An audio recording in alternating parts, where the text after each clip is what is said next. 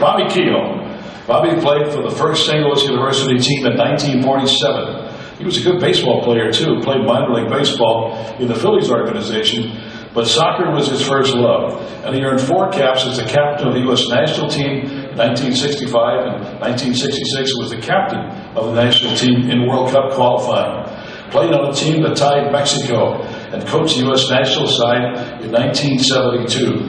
He was also the first U.S.-born coach in the North American Soccer League. Bobby was inducted into the St. Louis Soccer Hall of Fame and the National Soccer Hall of Fame. Please welcome Bobby Kehoe.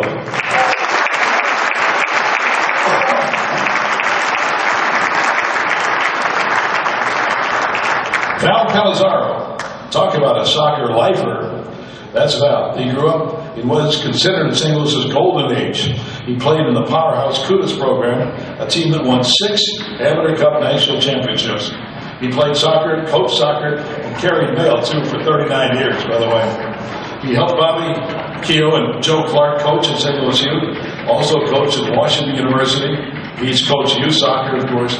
He is the St. Louis Soccer Hall of Fame and the recipient of the CYC's Golden Boot Award. Please welcome Val Pelizzaro.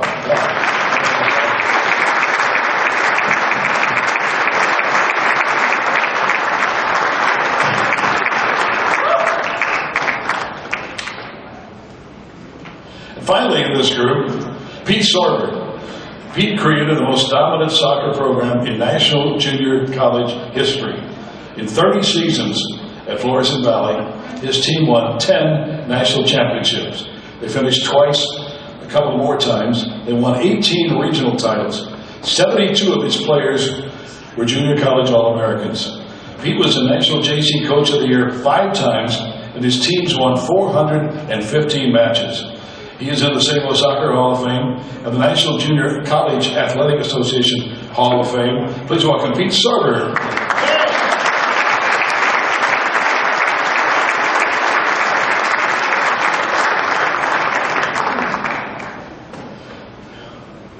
Bill will do the interviews here in this first group. All right, we are convinced. I'd like to thank the sound committee. We are indeed amidst soccer royalty here for decades. A goodly number of us in the room saw these men play for various and assorted teams, represent their country, and along the way, and as a result of what they did, we do indeed, younger generation in this room and everywhere in St. Louis stands on their shoulders. They are indeed soccer royalty in St. Louis.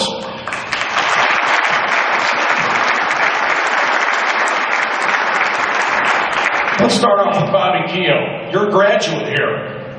1940s. Place looks the same, doesn't it, Bob? It is the same. And you played in the very first soccer team in 1943? Yeah.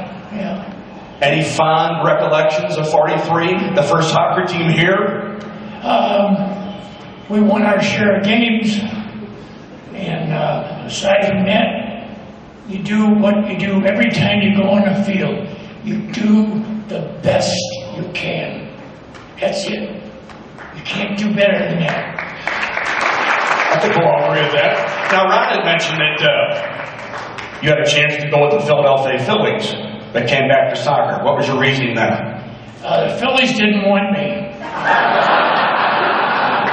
How about a nice hand for Bobby Kehoe?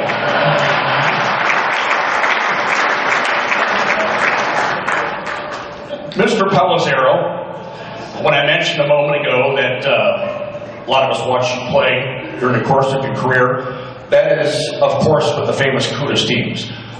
One of the teams, if not the team, that brought the most national recognition to the city of St. Louis. Rooney, Luby, Cook, Mendoza, Harry, yourself. Who was the catalyst?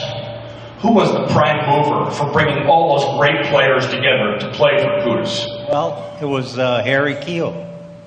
Harry used to, be a referee, and so was I, but when he would see a player that he liked and see the talent that he had, that's how he would recruit. And that's how we got a lot of good players up at St. Louis. that main generation for Kudus, with Luby and Rooney and Mendoza and Pelizzaro and Kehoe, did you stay together for at least a decade? Oh, we were together 15 years at least. Winning amateur and open cups? Amateur and open cup. Now, at that particular time, when you were playing for Kudus, when you went to other cities, did the majority of the teams have foreign players? Well, usually we would travel up to Chicago, who had all kinds of players. They had the German team, and they would have the Polish, had their own team, and we used to play them, and we did pretty good when we went up to Chicago. Matter of fact, I don't think we actually lost a game up there. We tied some, but we never lost a game up there. Well, if you've never lost a game in Chicago, I think that is doing pretty well. Pete Sorber, you grew up in South St. Louis, and there were pickup games every Saturday morning at Carondelet Park, and you never knew who was going to be your teammate. What a way to learn the sport. There were many of those days that I was awful nervous because we were all different ages, and it was a pickup thing, and you might be playing next to somebody that was the best player on Sunday on one of the better teams, playing professional or something like that, and you were scared to death you'd give them a bad ball or a bad pass or something like that. But you played for some of the better-known teams, the McAteers, Schumacher, Spanish Society. Did you think at that young time, at young part of your career, did you always aspire to be a coach someday? No, I had no idea I was going to be a coach. I was just playing one Sunday when some gentleman from Carondelet Sunday Morning Club, one of the guys that got it started, came up and asked me if I could come over and help his church team, which was about 10 years old, something like that. They could use a little help. I said, yeah, okay. So I went over and I did that. And there was a lot of great talent there. They did real well. And one of the sons went to St. Mary's High School. And the job, when he got in over there, he must have talked to the brothers or something. And then next thing I know, I'm the coach over there. And then Harry, when he was at SLU, he opened up to go to SLU. He was at Flow Valley. And then they said, what do we do now? And Harry said, well, there's a guy down in South St. Louis got the time. Speaking of that, Harry leaves Florissant Valley, goes to St. Louis University, wins 5 NCAA championships. Pete then takes over at Florissant Valley and wins 10 junior college championships. I think a good move for the both of you. It worked out well for me because all these people here I know through soccer.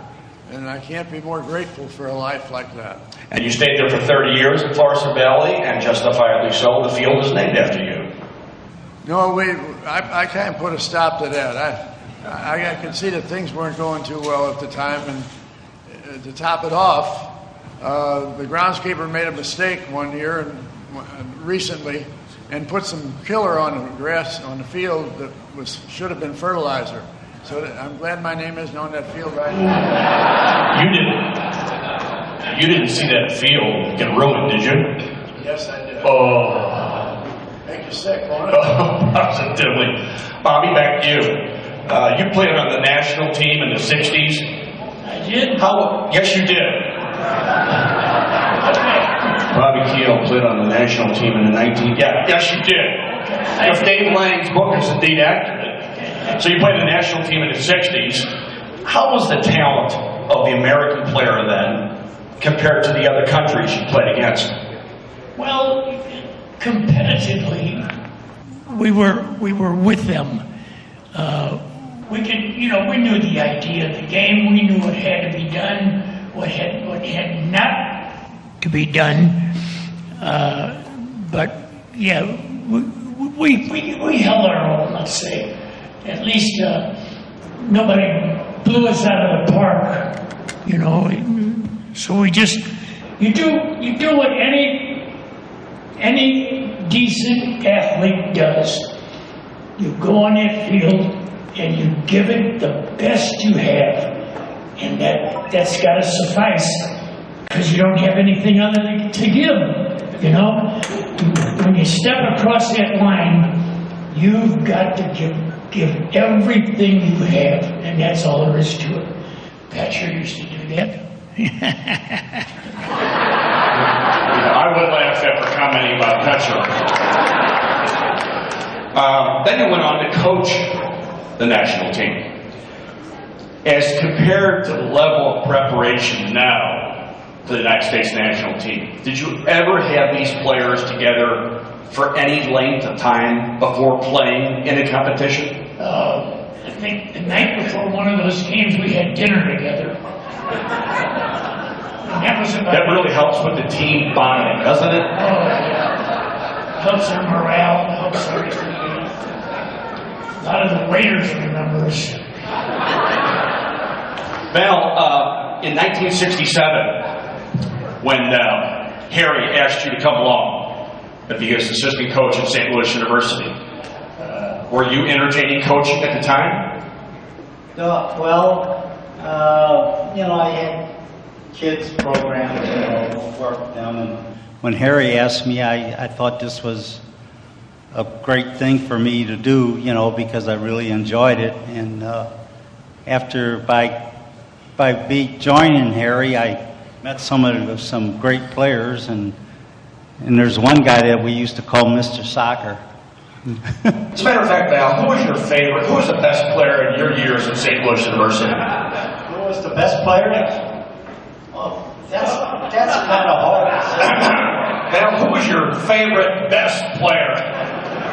Okay, Billy. Thank you. Were you surprised at the level of the quality of the play in college soccer when you arrived? Yes, I was. Very much so.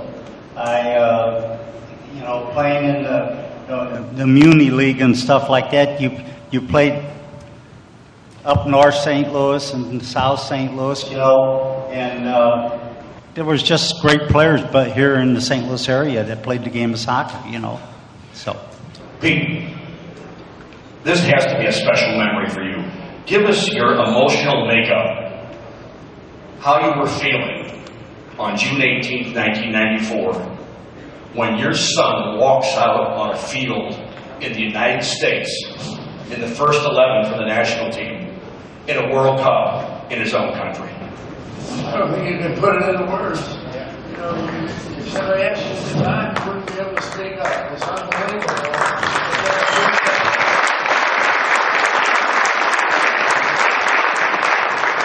And Mike's performance, as has been registered and talked about forever ad infinitum by Boran Milutinovic, he said he was the most consistent player throughout the tournament, even going into the game against Brazil on July 4th. And I know you watch him all the time. You always talk after the game. What sort of things did you talk to him about after a game? Did you ever offer anything first, or did he always ask you questions first? Well, I was always careful not to say anything that sounded like I was trying to coach him and tell him that he made a mistake on the field. I kind of just softly got into what he wanted to talk about, and then we'd follow it from there. But that wasn't my day. It was his, and I wanted to leave it that way. Bobby Kehoe, again, back to you. Tell us a story. I remember this distinctly. You're supposed to be doing the color commentary on radio for the St. Louis Stars. Now, an away game, by the way, didn't travel with a whole lot of players. You take it from there. On the players that I traveled with? No, when you were supposed to do the color commentary on radio for a particular game, and all of a sudden, right before the game, because there weren't many players. Oh, yeah, they said, listen, we need you. I said, for what? I thought they wanted me to shine shoes. I said, we need you to play in this game. I said, are you're talking to me? Yeah, I'm talking to you. Okay, pal, you asked for it. So you'd leave the broadcast booth? Did you indeed play in the game? Yeah. Were you in the first 11? Hell, I don't know. All right, no more questions. Test your memory. Yeah, there will be no more.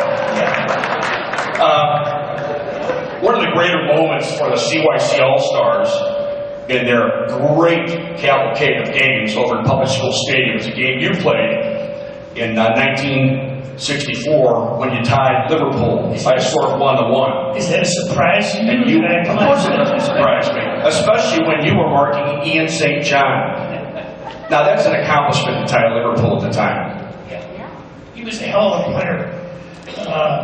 And I think the coach's advice to me was, listen, this guy's one of the better players, in England. In fact, in a lot of countries, this guy's one of the better players.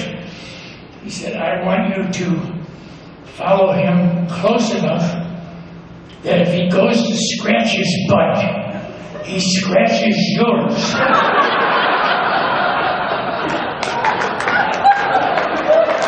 A little more intricacies of the story than we perhaps needed. Go ahead and finish. Elliot, that was 30 seconds ago. I forgot.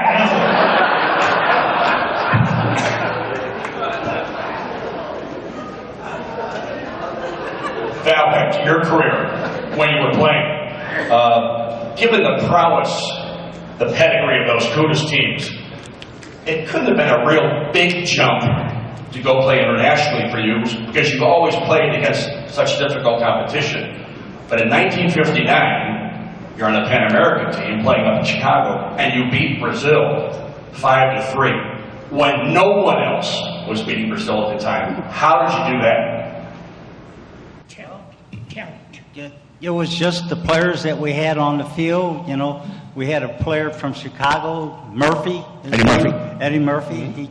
He was just outstanding. He scored 3 head balls. That was just unbelievable in that game. Now, was it John Traina, Herman Wecky, and Bill Luby were on the team? Yeah, John Traina was on the team, but the first game we played against Argentina.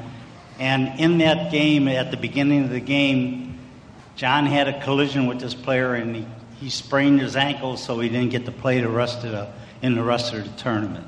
But John was a player. He was from the Hill, and Bob knows this. He played against the old Simpkins teams and he was just an outstanding player on that team. Yeah. Try not to say old around me.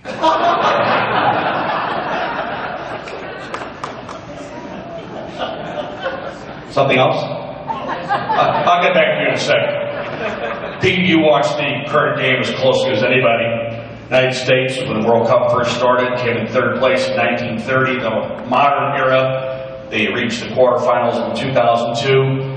Do you think the United States will ever arrive at a level where they can win a World Cup? I don't think we're anywhere close to it yet. We've gotten a lot better, but the rest of the world seems to be getting better at the same time. We don't gain any ground on them. Our game is more attractive to people coming to watch it, but you can't get your hopes up too high until something changes, and I have no idea what that would be. And aren't you graded as a soccer-playing nation by what you do in the World Cup? Well, that seems to be the way the world looks at it, but there's no reason to get too pessimistic about things just because you can't, get where you'd like to get. Just let's support it as it is and hope that someday it comes around. As a follow-up to that, you see as many home St. Louis U games as anyone. What's the current state of intercollegiate soccer? Well, it seems like we're holding our end up. The coach is doing a good job. It seems when we go up against some of these teams from other cities, they don't overly impress me that they're any better. But when it's all over, we haven't won as many games as we did then. We're winning championships, but we were way ahead of the rest of the country at that time. Our school system or youth system, whatever it was turning out players just like a printing press. And everybody's kind of caught up, I think. Val, intercollegiate soccer. Speaking of intercollegiate soccer, you've coached over 800 college games. Any one fond recollection in particular? Any one thing come to mind? Or are there numerous? I remember one time we played a foreign team, Eintracht, and we beat them at Public School Stadium, which was something that, was really great at that time, because we weren't known, you know, to beat foreign teams like that. Didn't you also beat Nuremberg at Public School Stadium? Yeah, we beat Nuremberg too at the Public School Stadium, right? We always talk about talented duos. Two of them are upcoming, McBride and Trost, McBride and Gentili. But between the two of them, Bob Rooney and Bill Luby, did you see better forwards? No, they were really above everybody at that time. Bob Rooney was a great athlete. He played football, he played baseball, and soccer. And he was just a great athlete. I mean, Bob knows that. Yeah. He was great. Mr. Kehoe, we're going to test your memory. I said I wasn't going to do this. We're going to do it. What were you doing on December 14th, 1979?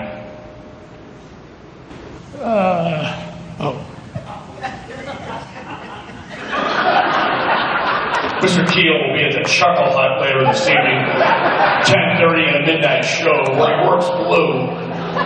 What were you doing on December 14th, 1979? Wait, I want these people to know that that just wasn't some asinine action that I just went through.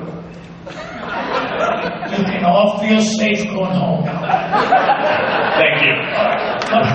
We appreciate your ecumenical connections. What was the question? For the third time, the question. What were you doing on December 14th, 1979? I was in a tavern at Union. Were you at Gulagis? Thanks for remembering. We did the very first Steamers game together against the Hartford Hellions. Do you remember that? Beats the hell out of me.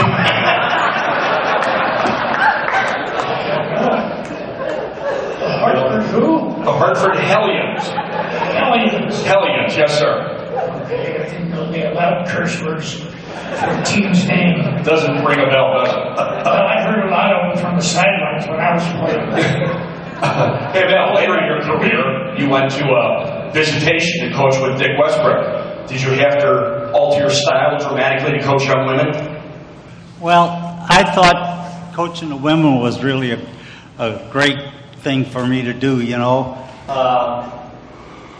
They would do the things that you would tell them to do, and they wouldn't turn around and say, you don't even know what you're talking about. But I really enjoyed coaching the ladies, the girls team at this. And we won a championship there. And then Dick Westbrook came, and we were together. And so it was just a great feeling to be associated with visitation.